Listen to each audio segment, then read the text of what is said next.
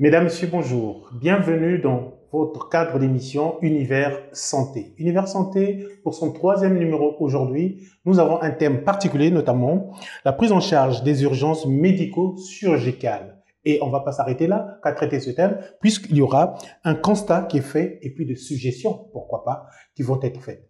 Et ça, ce n'est avec personne d'autre, sinon avec qui je partage toujours ce plateau d'émission, Monsieur Charles Mikungi Lundu, colonel de son État et cadre dans l'administration et gestion de santé. Mesdames, Messieurs, on reçoit Charles Lundu Mikungi. Mon colonel, bonjour. Bonjour, et je dirais que, bon, comme dit le grand journaliste qui fait là une présentation de ma modeste personne, mais je suis beaucoup plus ici en tant que président de l'ONG Espace Solidarité Santé. L'autre qualité que vous venez d'évoquer, c'est sous d'autres cieux. Et donc, c'est fort de cette responsabilité que nous avons à la tête de cette ONG et qui a signé un protocole d'accord avec le gouvernement que nous sommes en train d'évoluer sur un plan pratique, comme je l'avais dit lors de précédentes émissions, à travers des structures telles que celles dans laquelle nous nous trouvons et surtout à travers des plaidoyers. Il y a des plaidoyers qui sont faits de façon directe, il y a des expertises aussi et cette émission est un outil de Espace Solidarité Santé pour l'information, pour la communication. Oui. Parce que nous trouvons que dans les plaidoyers qui sont les nôtres dans ce domaine très délicat de la santé, il faut beaucoup communiquer. Ce matin, par exemple, je devais prendre un de mes frères parce que nous sommes éprouvés, nous avons les obsèques d'un éminent membre de notre famille tout à l'heure. Donc, nous nous étions entendus qu'après l'enregistrement de cette émission, que je passe le prendre pour aller donc au lieu de la veillée. Et ce matin, quand je l'ai appelé très tôt, il m'a dit qu'il était dans l'impossibilité de se mouvoir parce qu'il était très malade. Alors, je veux lui recommander de se rendre dans un centre hospitalier et il m'a dit, grand frère, en tout cas, au moment où je te parle, j'ai en tout et pour tout 1000 francs. 1000 francs CFA avec moi. Donc, si je peux prendre un taxi, je ne sais même pas si ça sera suffisant. Mais si je peux aller dans un centre de proximité, là au quartier, je ne pense pas avoir ce qu'il faut pour la consultation. Et moi, je lui pose la question de savoir, mais qu'est-ce que tu fais pendant ce temps? Il me dit, ben, je crois que ça doit être un palud. C'est lui qui dit, je crois que ça doit être une crise de paludisme. Et donc, j'ai pris des coartèmes, des médicaments que j'avais ici depuis lors de la précédente crise. Alors, ça m'a interpellé une fois de plus. Parce que celui qui s'adresse à moi, donc mon frère, est un travailleur. Il travaille quelque part. Il a une rémunération quelque part. Mais lui, qui peut avoir une rémunération, se retrouve dans une situation où il ne peut pas aller se faire consulter et tout de suite se l'auto-médication sans pour autant, on parlera, on aura une émission, on aura un sachant sur le plateau dans les jours à venir sur l'automédication, les dangers de l'automédication. Donc, ce sont des thèmes délicats et il faut informer, il faut communiquer. Et les différentes entités qui sont concernées par cette communication se retrouveront dans ce qui est possible de faire, dans ce qui est possible d'améliorer. La première entité, ce sont les citoyens qui tombent malades. La deuxième entité, ce sont les décideurs. Et la troisième entité, ce sont les établissements hospitaliers. Okay. Donc, merci beaucoup, Ted. Donc, c'est beaucoup plus en tant que président de l'ONG Espace Solidarité Santé, parce que en tant que l'autre qualité que vous venez de citer, je n'ai pas le droit de me présenter sous cette qualité sans l'autorisation de ma hiérarchie. Mais je crois que de ce point de vue, ça c'est un autre domaine dans lequel je ne voudrais pas m'engager. Donc, vous avez parlé de gestion hospitalière, vous avez parlé d'administration de santé. Et ma modeste personne a aussi une spécialisation en génie sanitaire. D'accord. Vous savez, par exemple, on a l'habitude de dire en génie sanitaire, la couleur, facteur d'ambiance.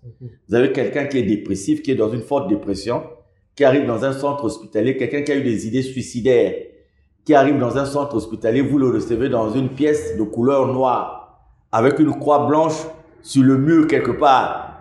Déjà, ça va impacter. Voilà. Donc, en génie sanitaire, on dit la couleur, facteur d'ambiance. Et aussi, j'ai fait aux États-Unis ce qu'on appelle la logistique santé, c'est-à-dire le soutien santé. C'est ce que j'ai fait aux États-Unis à l'Académie des sciences de la santé de l'armée de terre des États-Unis à San Antonio, Fort Sam Houston à San Antonio, Texas. Donc, c'est le soutien sanitaire, le soutien aux structures de santé. Donc, c'est dans ce cadre-là, oui. ONG Espace Solidarité Santé. ONG Espace Solidarité Santé que vous représentez. On a parlé de notre thématique. Ce que vous venez de dire, c'est pour déjà nous ouvrir une brèche sur ce qui devait être ces urgences-là et la prise en charge des urgences. Mais bien avant, Monsieur Charles Londo Mikungi, nous sommes au numéro 3 de notre émission. La dernière émission a fait bouger la toile surtout et il y a eu pas mal de réactions. Parmi lesquelles, je vois déjà lors de la première émission, il y a quelqu'un qui a même dit que voilà comment est-ce qu'il faudrait faire pour aider son pays par rapport à vos interventions. Et je suis sûr que vous avez suivi tout cela. Mais la dernière émission aussi, sur les erreurs médicales, il y a eu pas mal de réactions. Est-ce que, en quelques mots, vous pouvez nous faire un condensé de ce que vous avez retenu et compris de ces interventions-là avant qu'on passe à notre thème de ce soir? Voilà, d'accord. Merci. C'est une occasion pour moi de dire merci à tous et à toutes. Vous savez, ce que nous faisons, ça doit être du concret. C'est pour nous aider, nous d'abord, et pour aider ceux qui sont autour de nous. Okay. Et c'est pour ça que j'ai pris des paraboles lors des émissions précédentes. Donc, le but aussi, c'est qu'après chaque émission, qu'on ait des suggestions concrètes. Et en ce qui concerne les erreurs médicales, il revient dans tout ce que nous avons reçu qu'il faut forcément aller vers un cadre qui va permettre aux gens qui se disent être victimes des erreurs médicales de s'exprimer. Et en s'exprimant, de trouver le moyen de faire valoir les revendications qui sont les leurs. Donc, je voudrais donner cette information que nous avons un médecin spécialiste dans les réparations juridiques qui est actuellement en séjour en France et qui va rentrer d'ici là avec les autres sachants que nous avons. Donc, nous mettrons à votre disposition, vous avez déjà là les coordonnées de l'émission à travers ces coordonnées, mais aussi nous allons mettre à votre disposition un cadre approprié parce que nous recevons déjà beaucoup de dossiers qui nous parlent des erreurs médicales, mais nous voulons les regarder dans un cadre beaucoup plus concis, beaucoup plus efficace. Donc, je vous dis déjà que lors de nos prochaines émissions, nous aurons ce médecin spécialiste dans les réparations juridiques parce que avant que nous ne puissions lancer cette opération, il va apporter certains détails, il va apporter certaines précisions, il va vous aider à comprendre comment apprécier une erreur médicale et une fois que vous l'avez apprécié, comment réunir les preuves. Et il sera accompagné sur ce plateau par un avocat. C'est un pénaliste en temps normal, mais qui a été intéressé par notre volonté de trouver une spécialisation dans ce domaine qui est vraiment très important, très délicat. Donc, le but, à la fin de chaque émission, c'est de faire une évaluation et de voir ce que nous pouvons faire. Nous avons parlé de l'amélioration du système de santé de l'existant et aujourd'hui, nous voyons qu'il y a des mesures qui sont prises dans le cadre de la gouvernance hospitalière. Ça, c'est déjà une très très bonne chose. Ah oui, récemment, on avance, voilà. Un conseil des ministres, il y a eu des nominations aussi. Que nous apprécions parce que cela veut dire que le gouvernement est en train de suivre de façon particulière ces questions de l'amélioration de la qualité des soins, ces questions de... Je voudrais vous dire quelque chose qui va surprendre les gens parce que souvent on a l'impression, quand on est en dehors d'une situation, on n'a peut-être pas la maîtrise d'eux. Vous savez, nous avons fait une étude quelque part parce que beaucoup vont me faire le reproche, mais je vous parle de ce qui est concret, de ce qui est sur le terrain. Beaucoup vont nous parler par exemple de l'État. Mais en fait, il ne faut pas oublier que l'État n'est pas une personne. L'État, c'est toi et moi. L'État n'est pas une personne. Donc, un acte que je vais poser aujourd'hui par ma mauvaise volonté, un acte que je vais poser aujourd'hui par ma malhonnêteté, un acte que je vais poser aujourd'hui par mon indélicatesse, il ne faudrait pas le lier à l'État. L'État viendra dans le cadre du constat, des sanctions et tout. On dira à l'État aussi ce qu'il faut faire. De toutes les façons, en ce qui nous concerne, nous faisons des plaidoyers dans ce sens. Mais la responsabilité individuelle, quand il n'y a pas une prise de conscience, peut nous conduire à poser des actes. Je vais vous dire quelque chose qui va vous surprendre. Nous avons fait une étude dans un hôpital, nous avons vu les ressources de cet hôpital et nous sommes arrivés à la conclusion que dans certains centres hospitaliers, il y a des produits, il y a des médicaments, il y a des consommables qui ne devaient pas être prescrits aux malades. Parce que vous allez arriver dans certains centres, on va vous prescrire le coton, l'alcool, la seringue, le perfuseur, le micro-perfuseur. Donc, nous avons eu des centres où nous voyons qu'il y a un effort qui est fait en direction de ce centre pour avoir, peut-être pas pour tous les malades, je précise, peut-être pas pour tous les malades, mais des malades en situation d'urgence. En situation d'urgence ne peuvent pas, on ne peut pas prescrire de coton, l'alcool, les aiguilles et tout. Et on a fait la démonstration. Donc, vous voyez qu'il peut y avoir une possibilité quelque part. Mais la mauvaise façon de faire, Univers Santé, c'est ça. Notre débat n'est pas politique. Notre débat se veut d'être pratique. Notre débat se veut d'être réaliste. Nous prenons des exemples.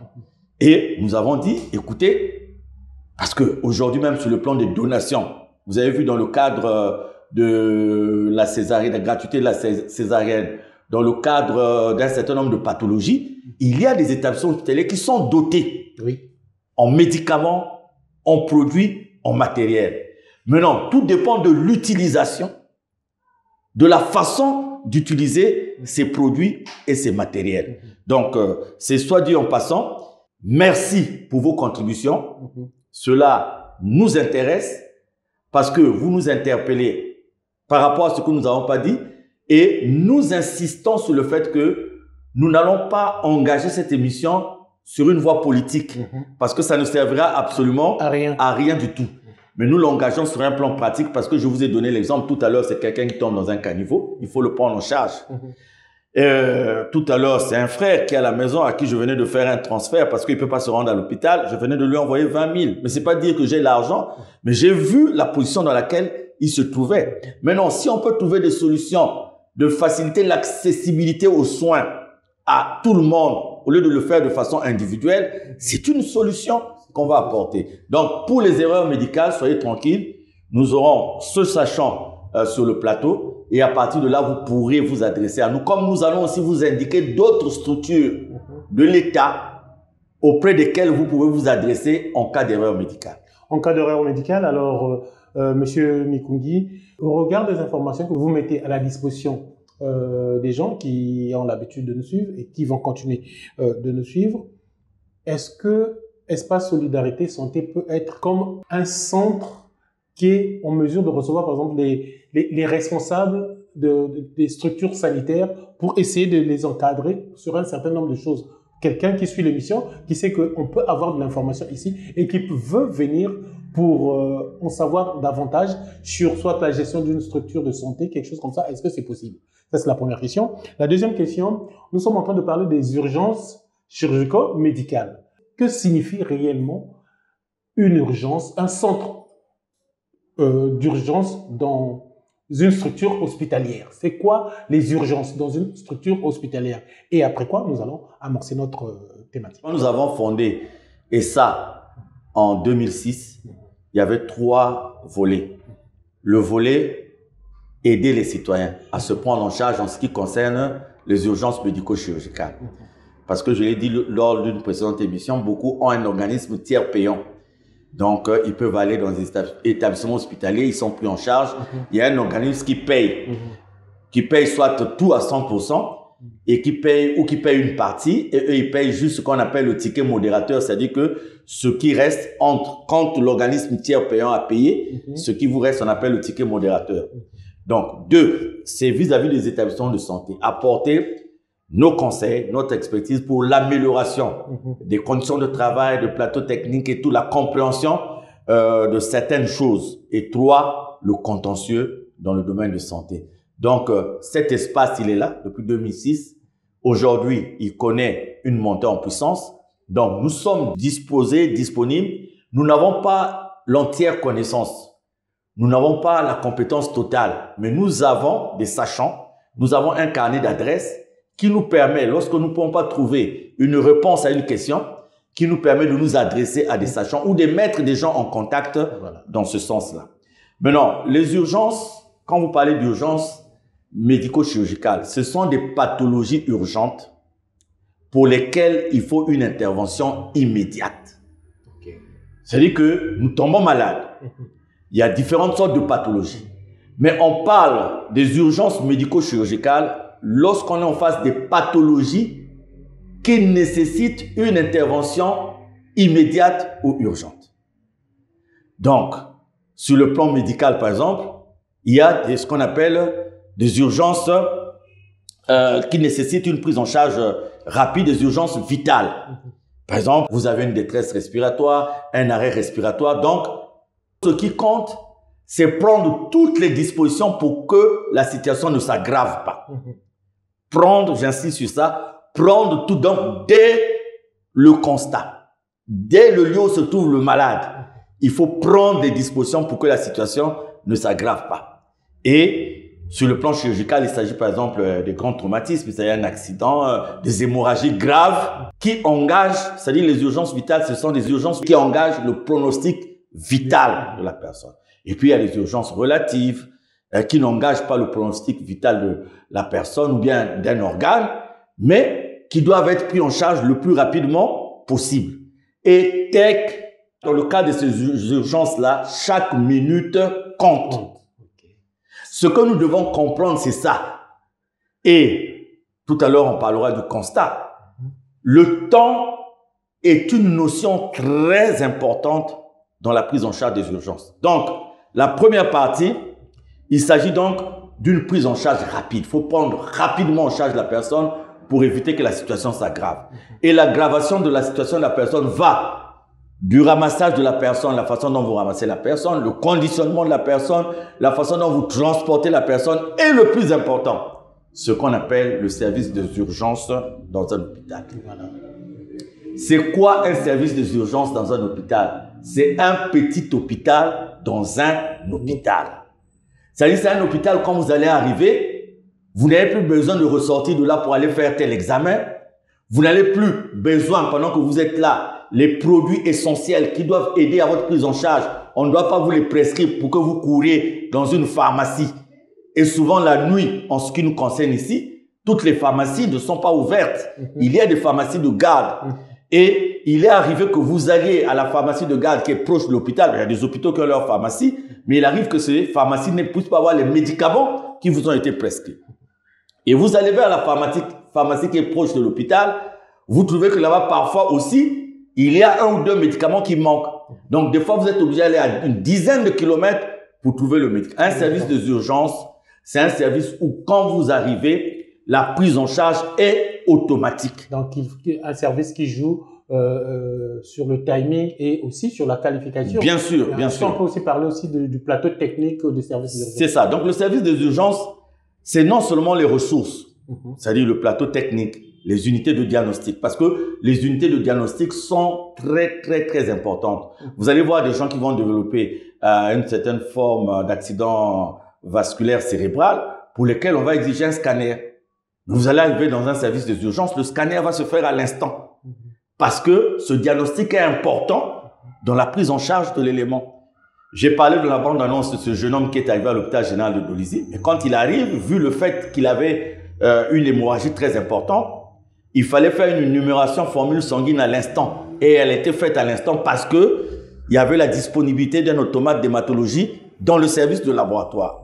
Et ça guide le médecin dans sa prise en charge de malade. Donc le service des urgences, c'est un service qui doit aider à gagner le temps, à gagner le combat sur le temps, à gagner le combat sur le diagnostic de la personne et à gagner le combat sur la prise en charge de la personne. Donc, quand déjà nous évoquons la prise en charge rapide, nous évoquons les ressources, évidemment, nous évoquons les personnels. Il faut qu'il y ait sur le terrain les personnels. Vous allez voir dans certains pays un accident grave qui demande une intervention de neurochirurgie, mais vous allez voir dans la même, à l'arrivée, quelques instants après l'arrivée de la personne, le neurochirurgien est présent. Le bloc est présent. Pourquoi? Parce qu'il y a un système de régulation médicale.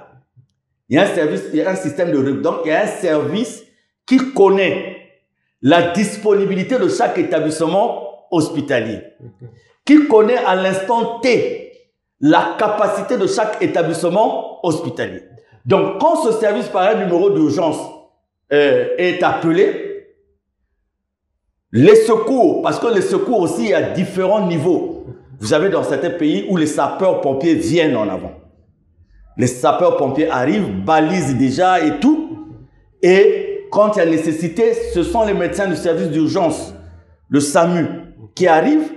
Si le SAMU ne peut pas arriver en tant que tel, le SAMU va demander à l'hôpital de dégager son service d'urgence médicale et de réanimation qu'on appelle le SMUR dans certains pays. Donc, ils arrivent sur les lieux.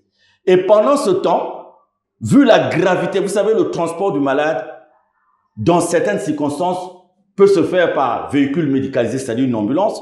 Mais il y a des circonstances où le malade, vu l'urgence, vu ses conditions, ne peut pas être transporté par une ambulance. Et il y a la sécurité publique qui a des hélicoptères dans certains pays pour venir prendre le malade. Et le service de régulation médicale, c'est ce service qui vous dit il faut aller à l'hôpital tant. Parce que vu la situation du malade, vous allez arriver dans cet hôpital, vous allez retrouver, il y a le médecin. Et quand l'ambulance est en route ou l'hélicoptère est en route, l'établissement hospitalier est saisi déjà de l'arrivée d'un malade et tout est préparé. Le temps. Quand je parle, texte semble le trouver que c'est comme dans un rêve quand tu vois autour de nous.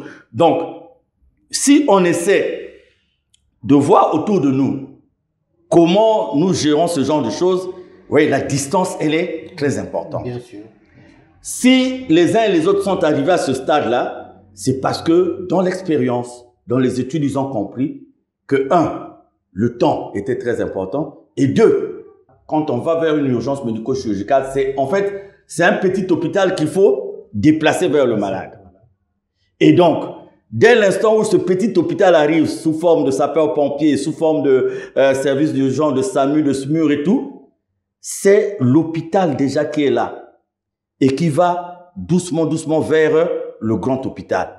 Vous allez voir, j'ai suivi une dame quelque part avec une détresse respiratoire grave parce qu'elle était soumise à l'oxygène à domicile. Il y a eu une défaillance dans les équipements qui étaient là sur place. Et quand les équipes arrivent, l'état de la personne s'aggrave. Et c'est grâce au personnel et aux équipements qui étaient dans l'ambulance qu'on va maintenir, qu'on va éviter à ce que la dame sombre. Donc, dans l'ambulance, il y avait l'oxygène, il y avait le monitoring, donc pour suivre les fonctions vitales et tout. Et déjà dans l'ambulance, le médecin communiquait avec l'hôpital de destination pour dire, voilà, nous sommes dans tel état, il serait préférable à notre arrivée d'arriver tant. Voilà l'idéal en temps normal. Voilà l'idéal. Donc, c'est tellement important parce que une bonne gestion des urgences médico-chirurgicales peut éviter d'aggraver certaines situations. Or, l'aggravation de certaines situations peut compliquer la prise en charge lorsqu'elle est tardive, peut compliquer la prise en charge aussi si cette aggravation n'est pas accompagnée d'une réponse concrète, d'une réponse efficace. Or, quand je dresse ce tableau-là, tech, nous allons nous rendre compte aujourd'hui, là, il y a un garçon qui est tombé dans le caniveau. Dieu merci, c'est juste en face de la clinique. On l'a pris, on l'a mis, on l'a ramené dans la clinique. Mais, imaginez ce jeune homme-là, sur sa moto qui revient de Dolisie, la descente du maillon Maseka, il est heurté par un véhicule, c'est presque toute sa cheville qui est dehors. Il saigne. Un autre jeune homme qui est là en moto, qui prend le garrot pour le mettre. Parce qu'à l'instant là, bon, je peux vous dire que il faut saluer aussi les efforts quand ils sont faits quelque part. Je vais vous dire par exemple, à ce qui concerne les sapeurs-pompiers, chez nous, il y a de plus en plus des équipes médicales qui sont affectées au niveau des sapeurs-pompiers. Il y a des médecins et avec une action qui est menée, je crois, c'est par la direction générale de l'équipement et finances et tout des sapeurs-pompiers. J'ai visité un centre de sapeurs-pompiers et ayant visité ces centres-là avant, j'ai remarqué une grande évolution. C'est simplement la concrétisation de certaines choses sur le plan des moyens, sur le plan des équipements. Et donc, en ce qui concerne la société qui s'occupe de cette route, depuis un certain temps aussi, il y a une collaboration avec les sapeurs-pompiers. Mais ça reste encore beaucoup de choses, restent encore à faire. Beaucoup d'efforts restent encore à faire. De façon à ce que, dès qu'on signale une urgence, il faut qu'il y ait un véhicule médicalisé qui arrive sur le terrain, qui prend charge. Là, on n'est pas encore arrivé là. C'est pour ça, nous, dans Univers Santé, nous faisons des plaidoyers pour l'amélioration. Mais nous voulons régler l'existence. C'est-à-dire qu'avec ce que nous avons, qu'est-ce que nous pouvons faire? Regardez par exemple que dans ces conditions-là, on a dû mettre un garrot, mais l'hémorragie était tellement importante et tellement que la personne saignait. Quand on demandait le concours de véhicules qui passaient, aucun véhicule ne voulait prendre le blessé.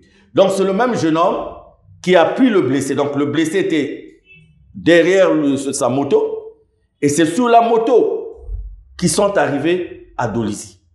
N'eût été, en tout cas j'ai salué cette équipe qui était ce jour-là, ce soir-là, à l'hôpital général de Dolisie. Je n'ai pas l'habitude de citer les noms des établissements hospitaliers, mais je cite parce que ce jour-là, à l'hôpital général de Dolisie, nous avons retrouvé un jeune médecin qui a mouillé le maillot et une équipe qui était autour de lui qui a mouillé le maillot et nous avons pu rattraper cette personne, la conditionner, garder en observation et le lendemain, envoyer à l'hôpital Assissé. À Pointe-Noire. Et nous sommes tombés à l'hôpital Assissé aussi sur un traumatologue qui tout de suite a pris la situation en main. Donc, je vais surprendre beaucoup de gens, mais on a des faiblesses, on a des différences. Mais il faut saluer, quand un acte qui est très important, il faut le saluer. Il y a des personnels de santé dévoués, il y a des personnels de santé compétents, il y a des personnels de santé disponibles, mais souvent qui sont butés au manque de moyens. Comme on dit, la plus belle fille ne peut donner que ce qu'elle a. Mais ensemble, dans l'esprit de cette émission, nous donnons des indications, nous donnons des approches, nous faisons des suggestions de façon à ce qu'avec ce que nous avons, avec la marmite que nous avons, si nous n'avons pas le four, le réchaud à gaz, que nous puissions faire le gâteau à l'étouffer avec la marmite que nous avons. Si nous n'avons pas tel instrument, que nous puissions faire avec ce que nous avons. Voilà donc l'esprit de cette émission. Et je parlais de l'hôpital général de Dolisie. Vous savez, quand on parle de la santé, on a l'impression qu'on n'a pas de structure de santé de haut niveau. Dès que là, je vais encore surprendre les gens, c'est que nous avons des structures de santé. J'ai parlé de l'hôpital de Patra. Oui. Bon. Oui, vous avez commencé cet hôpital. C'est un plateau technique. Voilà. Moi, en tant que spécialiste du génie sanitaire, j'ai visité l'hôpital général de Dolisie. Je travaille à Dolisie d'ailleurs. Vous savez, en matière d'environnement tropical, c'est un hôpital qui me plaît parce que c'est un hôpital pavillonnaire. C'est un hôpital pavillonnaire. Donc, et sur le plan de l'environnement, du climat, la circulation de l'air, et sur le plan de la maintenance, parce que plus vous avez des bâtiments à étage, il y a des problèmes de maintenance, de logistique, d'entretien. Mais vous avez le plan de l'hôpital général de Dolisie, qui est un hôpital pavillonnaire, mais tous les pavillons sont reliés par des couloirs. Ça m'a rappelé un peu dans l'histoire ce que l'on lit de Lambaréné, sur ce médecin-là qui était au Gabon. Et je travaille à Dolisie depuis plus de 10 ans, depuis 2014, mais dès que je n'étais jamais rentré à l'hôpital général de Dolisie. C'est à l'occasion de la prise en charge de cet accidenté que je rentre à l'hôpital général de Dolisie, que je me rends compte que cet hôpital a des équipements quand même, que cet hôpital a une structuration qui aide à la prise en charge des malades. Et c'est là où je me dis, s'il y a une démission collective devant les responsabilités qui doivent être individuelles, devant les responsabilités qui doivent être les nôtres, là on fausse le débat. Parce que si on rentre dans un cadre global, toujours pour dire ça, ça, ça et ça, et chacun de nous ne prend pas la peine de regarder ce qu'il peut faire, là où il se trouve, il y a problème. Je vous dis, si on avait la conscience, aujourd'hui je dis aux gens qui travaillent dans les établissements hospitaliers que, mis à part l'argent, mis à part le gain, mis à part le souci de l'emploi, vous ne pouvez pas travailler dans un établissement hospitalier si vous n'avez pas d'amour dans votre cœur. Il faut aimer. Ça, c'est le premier principe. Il faut aimer parce qu'en face de vous, vous n'aurez pas quelqu'un avec qui vous avez des problèmes. Mais en face de vous, vous avez un semblable, un autre vous-même qui vient. Donc, même votre sourire devant une personne qui est démunie peut déjà apporter un peu plus. Vous savez, quelqu'un qui vient dans des dispositions où il sait qu'à l'hôpital, déjà, ça sera difficile, il n'a pas d'argent et tout, mais il vient.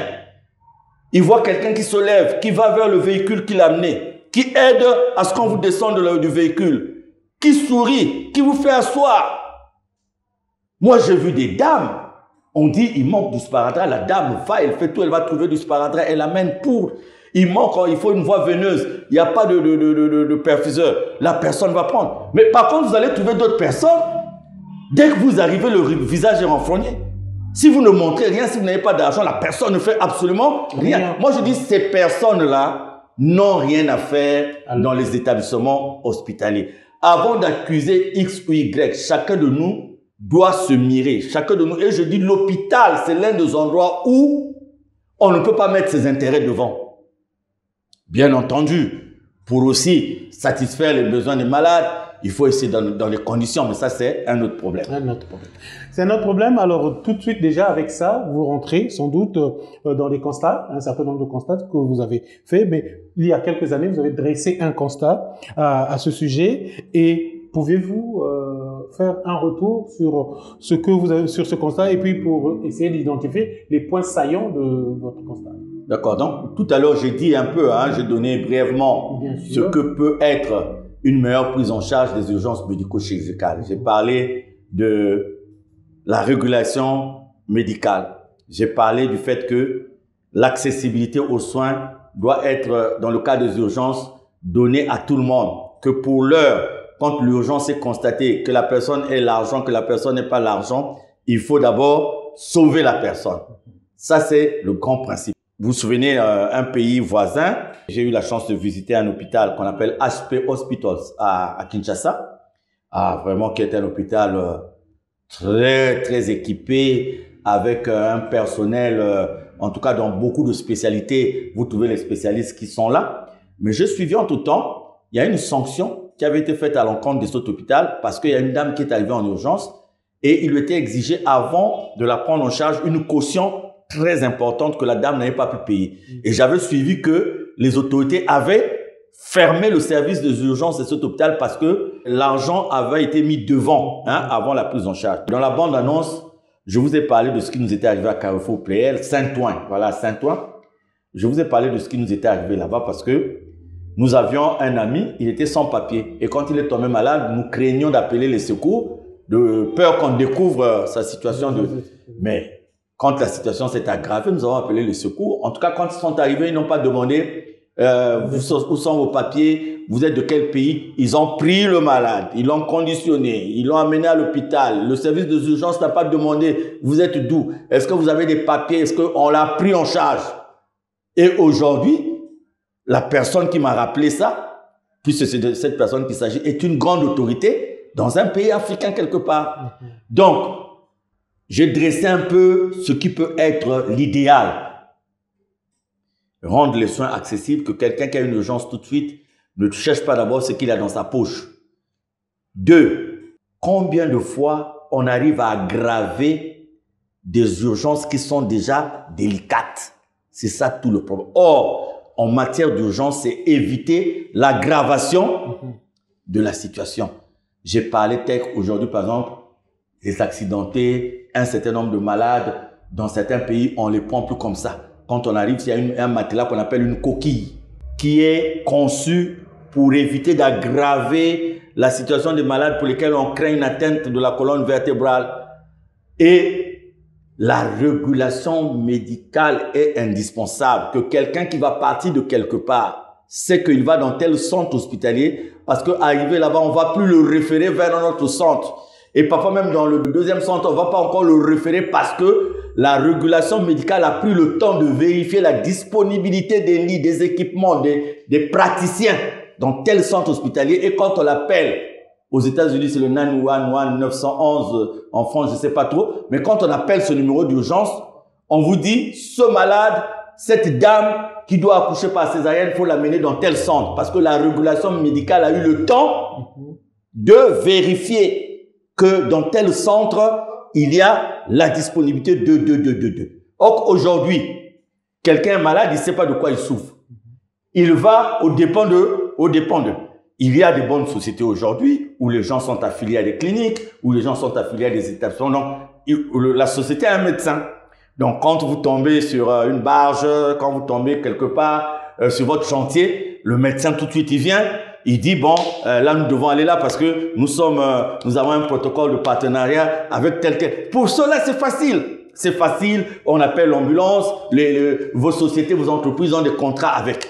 Mais pour le commun des mortels, il tombe là, il y a la fracture. Il va d'abord aller vers le premier centre qui est à côté, qui n'est peut-être pas habilité à le recevoir. Il n'y a pas le plateau technique ne répond pas et tout.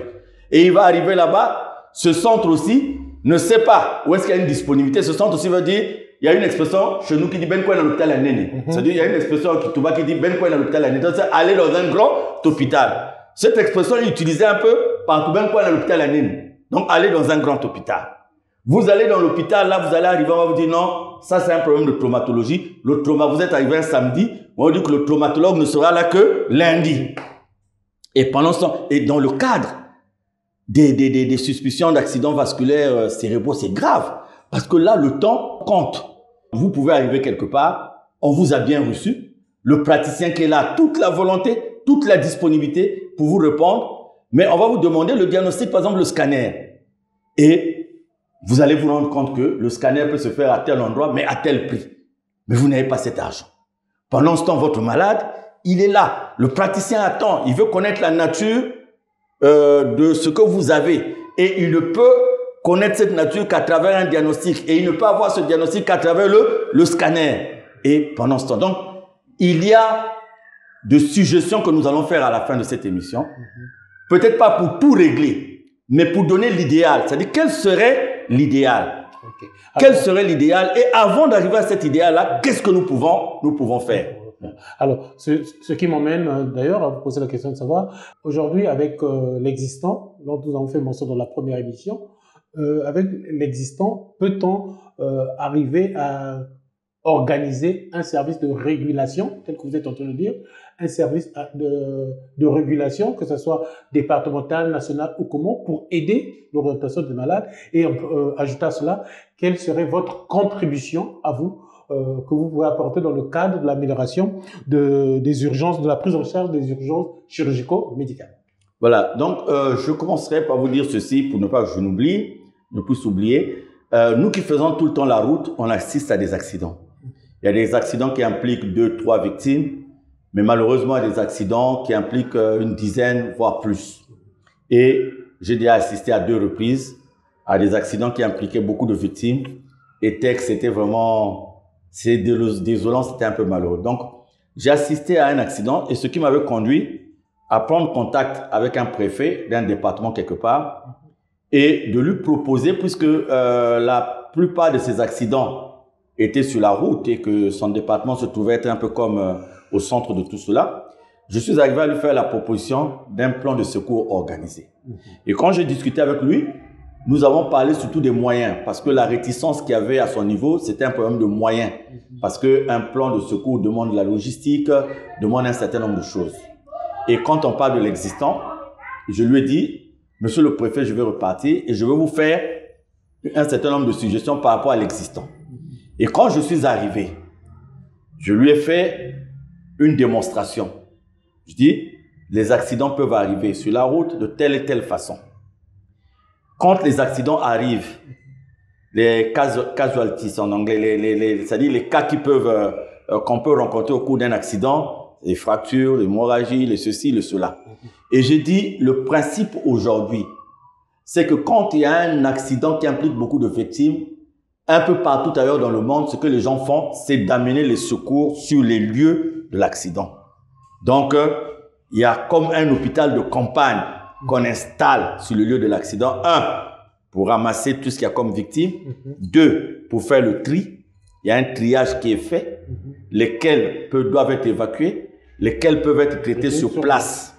Et ceux qui doivent être évacués, comment on doit faire pour les conditionner. Et ça se fait avec une équipe qui arrive sur place. Donc, une fois que c'est fait, ceux qui sont triés sont envoyés vers les hôpitaux de la ville. Donc, là aussi, on regarde selon les cas. Quels sont les cas qui peuvent répondre aux établissements par rapport aux établissements hospitaliers que nous avons? Est-ce qu'on a des cas qui nécessitent une évacuation un peu plus loin? C'est là où on fait intervenir d'autres moyens. Et quand je lui ai brossé le tableau, j'ai maintenant brossé un tableau des moyens. Dans les moyens, il y a les personnels. Personnel, c'est tel personnel qu'il nous faut. Des anesthésistes, des réanimateurs, de ceci. J'ai dit 3, il y a les moyens logistiques, les véhicules, les ambulances et tout. Et même, le cas échéant, un hélicoptère. Après, je lui ai dit, bon, ces moyens, vous les avez pas à l'instant. Mais, dans le cas d'un plan de secours organisé, vous pouvez les avoir. En quoi faisant?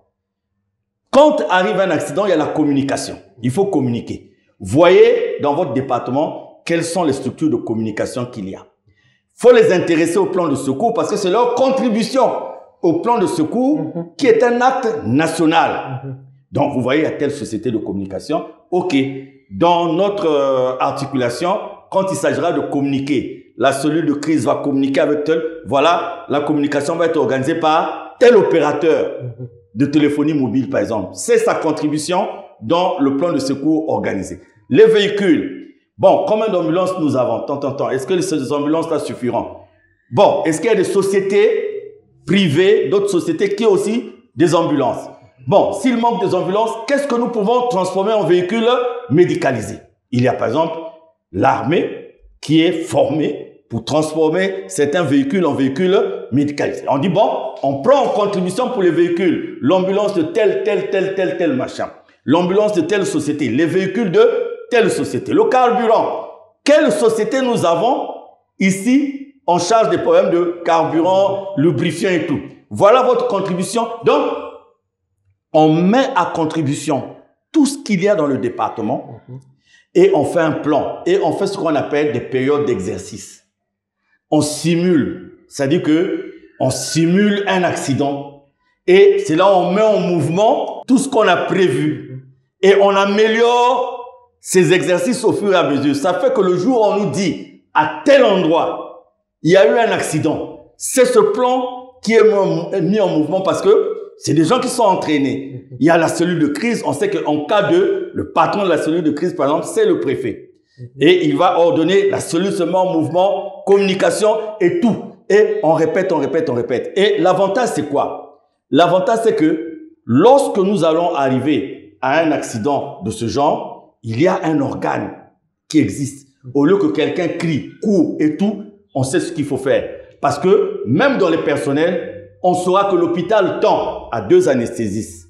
On prendra l'hôpital tend. Donc, les personnels, et c'est un plan qu'on réactualise au fur et à mesure en fonction des mouvements des gens, en fonction des mouvements des moyens. Et s'il peut arriver, par exemple, un accident de train, on en a eu dans ce pays. Oui. Et tout de suite, au lieu, le temps de tergiverser, on met le plan de secours organisé. En France, on appelait ça à l'époque, quand nous étions à l'université, on appelait ça le plan Orsec. On met ce plan en mouvement. Donc, la régulation est très importante. En toute chose, il faut une régulation. Surtout en matière de prise en charge des urgences médicales, il faut une régulation. C'est-à-dire qu'en France, c'est le SAMU, c'est le SMUR, c'est le numéro des sapeurs-pompiers. Il faut une régulation. J'ai dit tout à l'heure, j'ai suivi les efforts qui étaient faits au niveau des sapeurs-pompiers. Et en la matière, c'est des efforts qu'il faut saluer. Je suis même allé voir des installations, en tout cas les autorités qui s'en occupent aujourd'hui. Chapeau, je ne voudrais pas citer des noms, mais j'en connais un particulièrement qui est en train de faire des efforts très importants dans ce sens. Donc, tout part de la régulation. Maintenant, cette régulation, elle est facile à mettre en œuvre. Donc, en dehors des plans d'organisation de secours, l'organe de régulation au plan départemental, au plan communal, a ses antennes dans chaque établissement hospitalier. Et il y a un bulletin permanent, journalier, qui donne la disponibilité, par exemple, des lits de réanimation dans tel endroit, qui donne la disponibilité des praticiens, qui donne la disponibilité des unités de diagnostic. Et avec toutes les sociétés de téléphonie mobile que nous avons des numéros d'urgence. Quand on appelle le numéro d'urgence, les sapeurs-pompiers viennent prendre un malade. Là aussi, compte tenu des moyens et tout, tous les malades, n'entendons pas les sapeurs-pompiers, sinon là, ça sera encore pire. Parce que les sapeurs-pompiers, au stade actuel aussi, n'ont peut-être pas encore atteint ce niveau-là, ça viendra avec le temps. Mais au moins, le citoyen peut appeler et on peut lui dire que vous avez un problème de traumatologie urgent, priez de vous rendre à tel niveau. Et le centre de régulation appelle l'hôpital, son antenne là-bas pour dire, est-ce que vous pouvez recevoir? Sinon, on vous dit non, n'allez plus à tel hôpital, allez plus tôt. Ça facilite quoi, Tech? Ça évite qu'un malade se promène d'un établissement à un autre. Donc, sur un plan concret, nous avons parlé de l'idéal. Mais l'idéal ne peut peut-être pas être atteint aujourd'hui, mais l'idéal est ce que nous souhaitons. L'idéal est ce que nous voulons. Et nous en avons fait le plaidoyer et nous continuons à faire le plaidoyer. Mais en attendant, nous proposons qu'il y ait de plus en plus de formations de secourisme. Qu'il y ait de plus en plus de formations de secourisme au sein de la population. À travers la Croix-Rouge. Pourquoi? Pour donner les bases du secourisme aux uns et aux autres devant un cas d'urgence. Pour ne pas faire ce qui est défendu et faire ce qui est recommandé. Donc, le citoyen lambda, s'il a un peu de secourisme, il est devant un accident, il doit savoir que quand je suis devant un accident, il y a un principe qui dit protéger, alerter, secourir. Je protège parce que c'est tout le monde qui va venir. Celui-là va tirer le pied, celui-là va tirer la jambe. J'alerte. Qui faut-il informer? Et il faut secourir. Là aussi, c'est l'idéal. Mais il faut donner quelques bases de secourisme. Voilà. De savoir, par exemple, que quand un conducteur de moto est victime d'un accident, il y a une façon d'enlever le casque. Que quand quelqu'un est dans telle position, il y a une façon. Donc, on peut, avec les moyens de bord pour l'instant, éviter ou tout au moins diminuer les risques d'aggravation d'un cas de par des méthodes simples sur la base de l'information, de la communication et de la formation qu'on peut donner à des citoyens, le secourisme. C'est pour ça que nous allons commencer ici des cours de secourisme avec l'autorisation, bien sûr, dès qu'on nous donne l'autorisation, des cours de secourisme pour dire aux gens, le jour où vous êtes en face de ceci, voilà comment il faut réagir. Donc, c'est une première base parce que nous n'avons pas encore tous les moyens.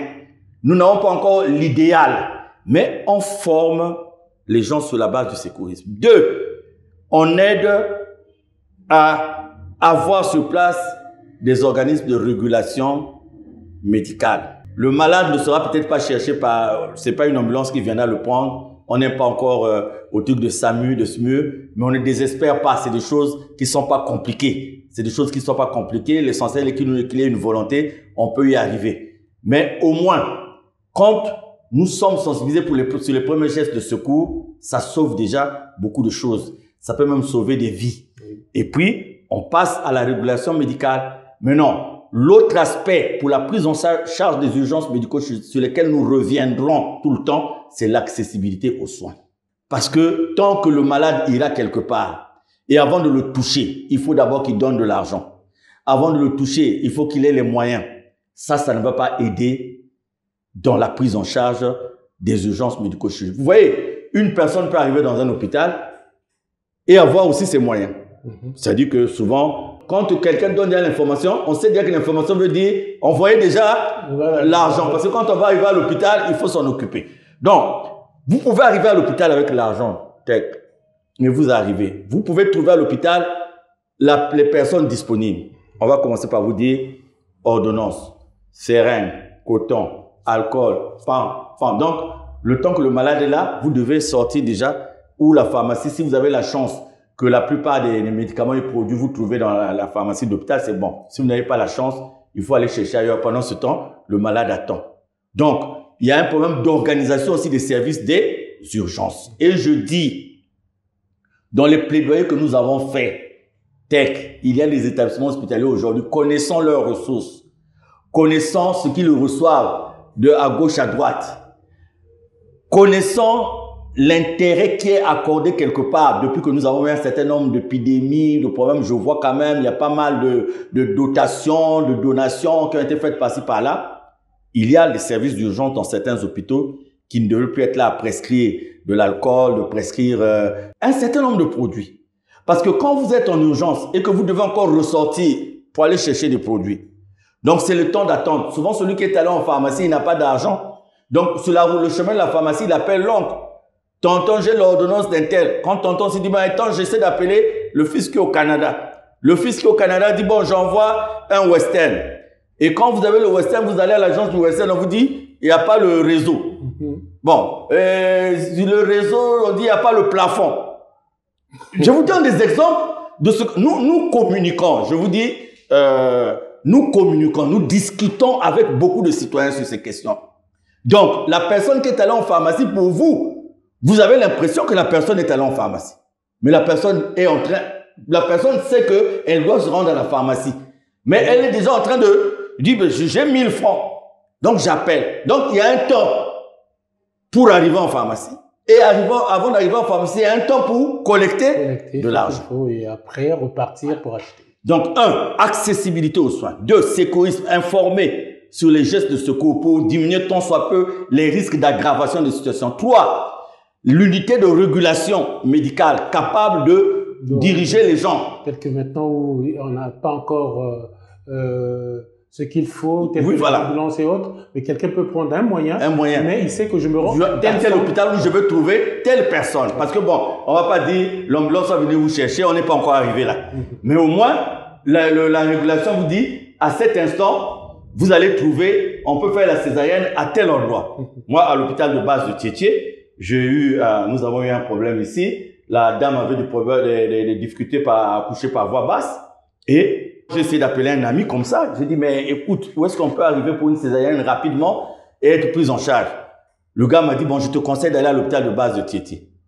En tout cas, je vous dis, bon, chaque hôpital a ses défauts et tout, mais nous sommes arrivés à l'hôpital de base de Tiettié. Dans les 30 minutes qui suivaient, la personne a été prise en charge. Il y avait les kits, il y avait dans les 30 minutes qui suivaient. Ça, je le dis, c'est pas pour mon nom, je ne revendique rien. Mais nous sommes en train, ce qui est bon, nous disons c'est bon. Ce qui est mauvais, nous disons c'est mauvais. Et nous travaillons avec l'existant, avec ce qu'il y a. Et nous sommes arrivés dans les 30 minutes, on a pris la personne, le kit et tout. Et c'est après qu'on nous a demandé de payer ce qu'il avait à payer. Il y avait des petits trucs complémentaires, hein, en dehors du kit à payer, qu'on a payé. On a fait. Mais pourquoi? Parce qu'on avait l'information. Voilà. On serait parti quelque part qui ne devait pas avoir, par exemple, la disponibilité du gynécologue obstétricien.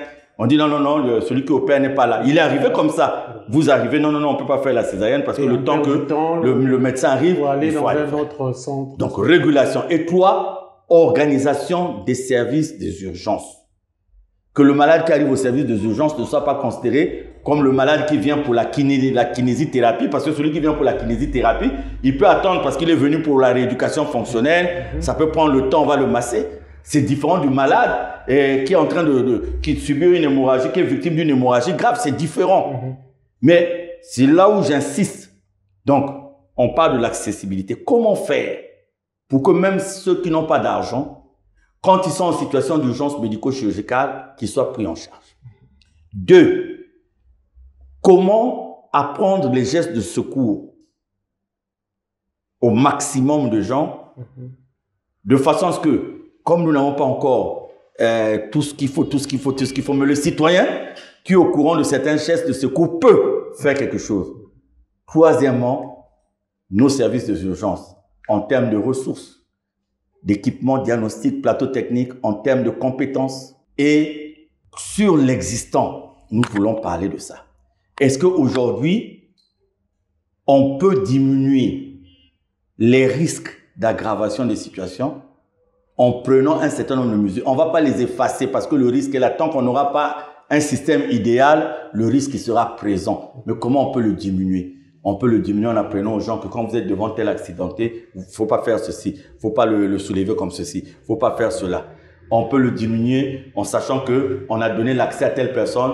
Vous avez un cas grave, vous pouvez arriver là-bas, on ne va pas vous demander l'argent, on va vous prendre en charge tout de suite. Les gens ne vont pas hésiter, ils ne vont pas tergiverser, ils vont aller.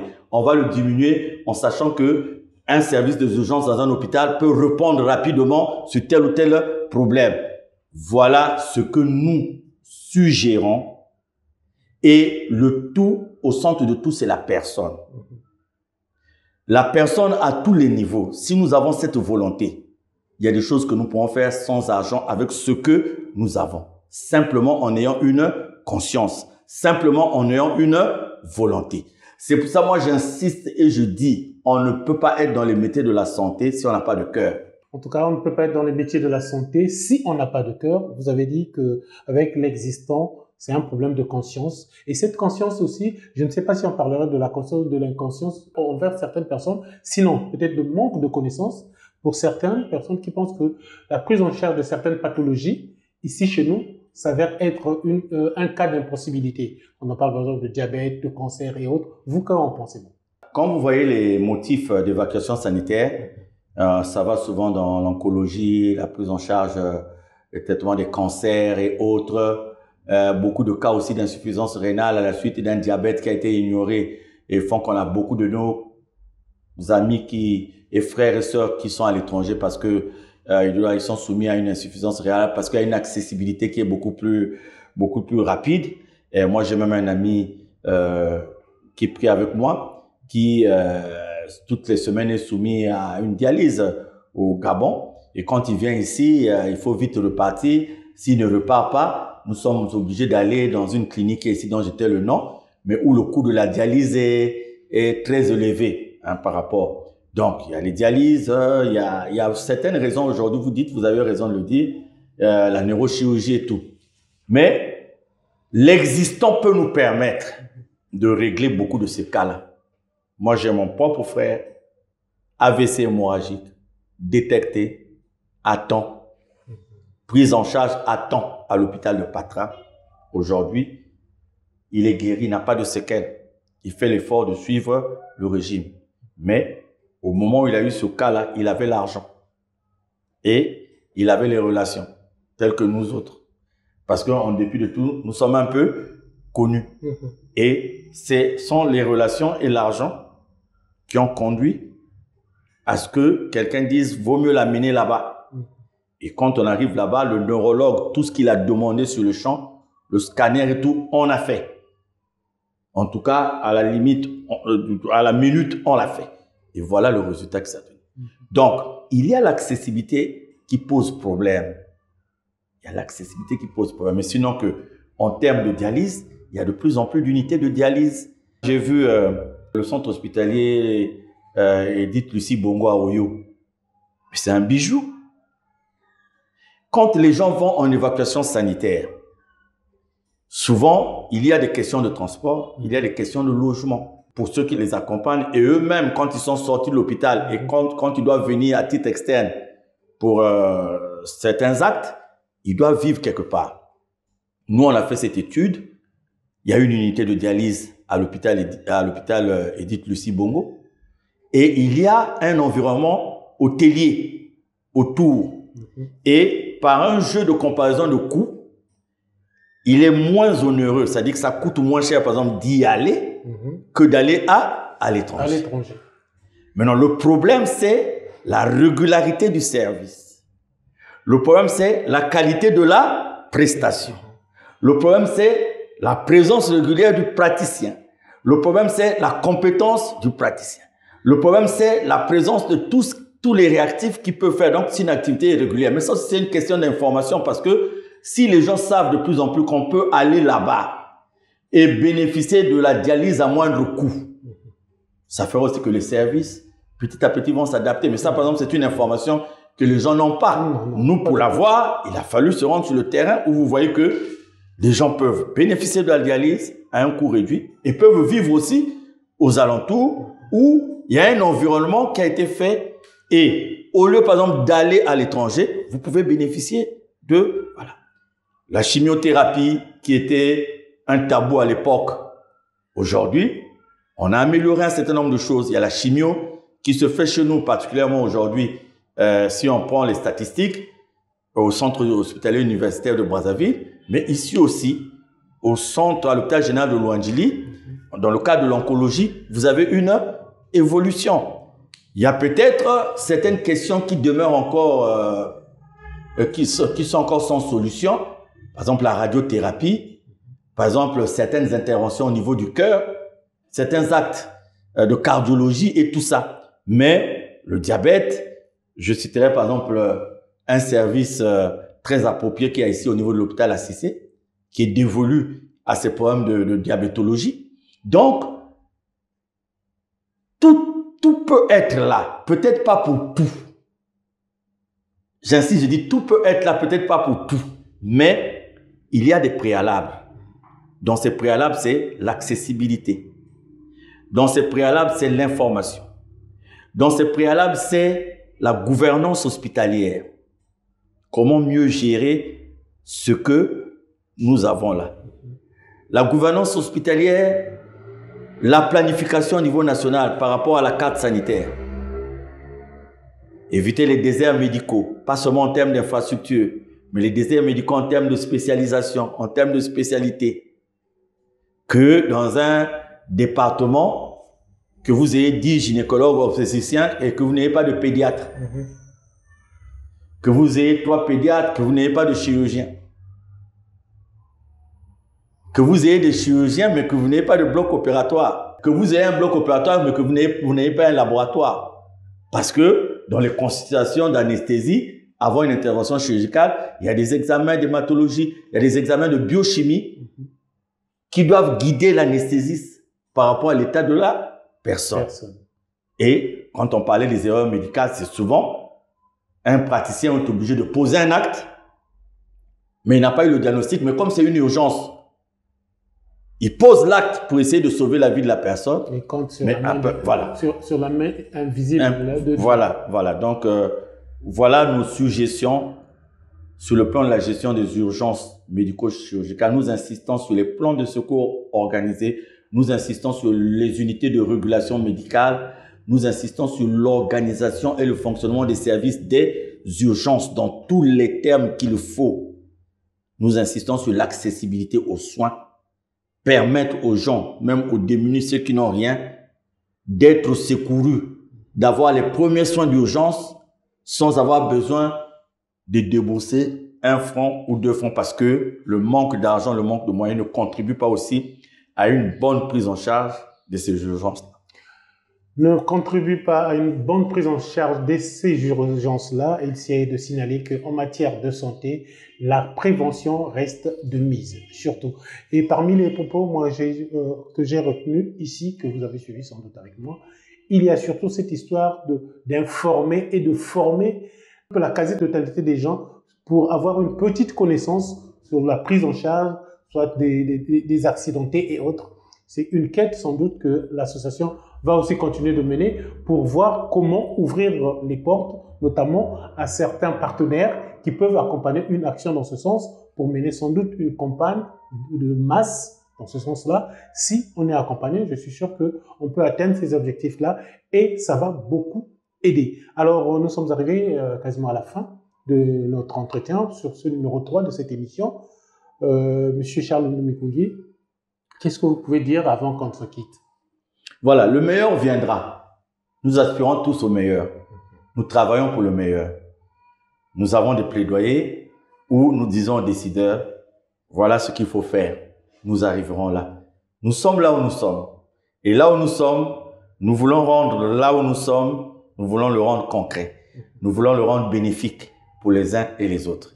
C'est la culture de cette émission de dire, nous disposons de ça. Qu'est-ce qu'il faut en faire? Qu'est-ce qu'il faut améliorer? Comment utiliser ce que nous avons pour le bien-être des uns et des autres. C'est l'esprit de cette émission. Nous sommes sur le terrain et nous allons continuer à être sur le terrain. Et nous serons ceux-là qui informent. Nous serons ceux-là qui, pas dans un esprit de polémique, mais dans un esprit d'amour, parce que celui qui est malade a besoin de l'autre. Et celui qui n'est pas malade aussi a besoin de l'autre, parce que demain, il pourra être malade. Il y a des conditions dans lesquelles nous nous disons, nous n'allons pas nous retrouver dans ces conditions, mais il se peut qu'un jour, que nous nous retrouvions dans ces conditions. Et je dis une fois de plus merci. Nous avons déjà eu des appels de certaines structures de santé qui veulent présenter leur structure. Et nous vous disons que nous allons prendre rendez-vous et nous aurons nos équipes qui vont descendre pour avoir une vue de ce que vous faites. Et nous reviendrons vers vous avec Monsieur Tech pour présenter vos structures.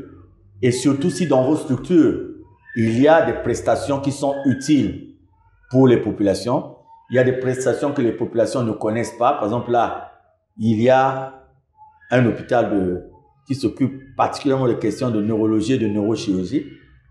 Il y en a une ici, il y a une autre à Pont-Noir que nous avons vu vers la raffinerie là-bas. Il y a des laboratoires qui vont jusqu'à la biologie moléculaire, mais beaucoup n'ont pas l'information. Nous avons certains laboratoires qui nous ont contactés, nous allons les présenter.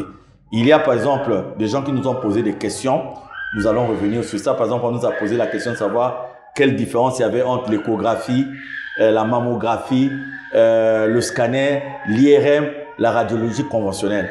Tout ça, c'est l'imagerie médicale, mais chaque chose a sa particularité. Donc, avec Chancy Ristal, nous avons un programme de descendre vers les radiologues, leur poser des questions, parce que nous voulons que la réponse soit donnée par eux-mêmes. De dire, une échographie, ça sert à quoi? Quelle est la différence entre l'échographie et la mammographie? Entre l'échographie et une radiographie conventionnelle ou numérique habituelle? Quelle est la différence entre le scanner et l'IRM? Il y a aussi beaucoup d'examens que les gens ils lisent sur leur bulletin, mais ils ne savent pas à quoi ça sert. En gastroentérologie, les gens nous ont posé la question de savoir la fibroscopie, c'est quoi? On nous a posé ailleurs la question de savoir l'électroencéphalographie, c'est quoi? L'électrocardiogramme, ça sert à quoi? Donc, ça aussi, au cours de nos émissions, même s'il y a un thème, nous prendrons même à la fin du thème le temps de répondre en vous faisant passer ces sachants que nous aurons que nous aurons filmé avant et nous allons les passer pour répondre. Donc, continuez. C'est pas parce que nous n'avons pas répondu, parce que j'ai vu, vous nous avez posé ces questions-là. Si nous n'avons pas donné les réponses aujourd'hui, nous sommes à la 3e émission de Univers Santé. Que Dieu fasse qu'il y ait encore d'autres émissions et nous répondrons à toutes ces questions. Voilà, les réponses vont être données et la porte est ouverte à tout le monde qui veut apporter sa contribution, qui veut apporter sa main à la pâte. Vous avez une information particulière que vous voulez mettre à la disposition de cette émission. Voilà, vous avez les coordonnées qui sont là. Appelez, écrivez et participez pour aider tant soit peu à sauver des vies. Pour ceux-là qui voudront aussi, vous l'avez entendu, ceux-là qui voudront faire connaître leurs établissements ou les spécialités auxquelles ces établissements-là prennent pour aider aussi la population, n'hésitez pas, prenez contact pour mieux vous faire connaître et l'orientation sera donnée afin que ceux qui seront dans le besoin viennent directement vers vous. Vous prenez contact et lorsqu'il sera question de faire des productions, des enregistrements, ça sera fait pour une meilleure efficacité de ce que vous mettez à la disposition des populations. Voilà, Univers Santé arrive à son terme. N'oublions pas, et je rappelle encore, les portes sont ouvertes. Et on se retrouve au prochain numéro avec M. Charles Ndo Mikungi. Merci, au revoir.